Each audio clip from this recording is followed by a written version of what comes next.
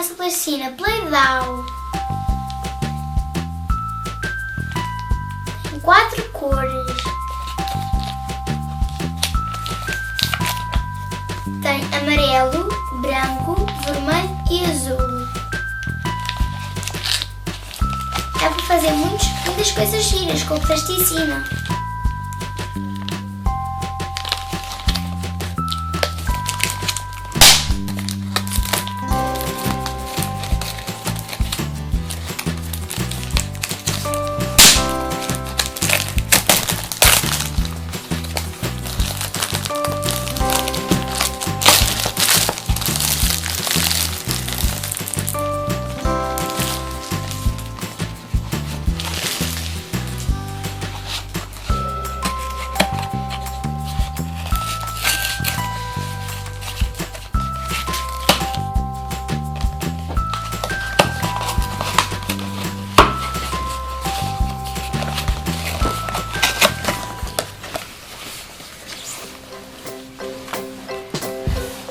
Esta é a cor azul.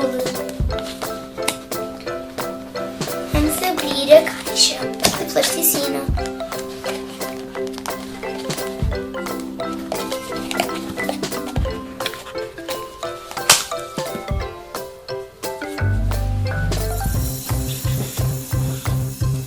Tem plasticina azul.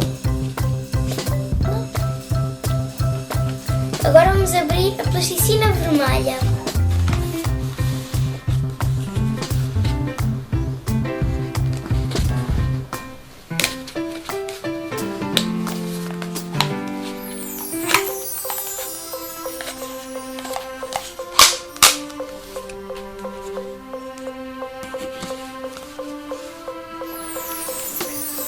Vem plasticina vermelha.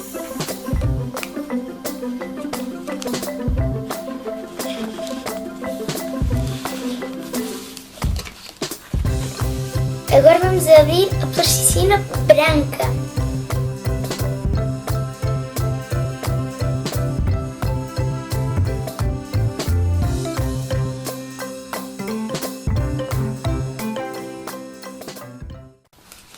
No branco.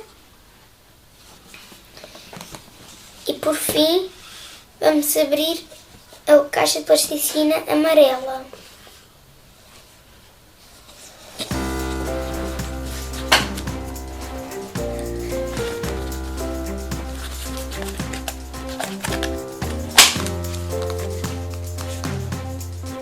Fim, plasticina amarela.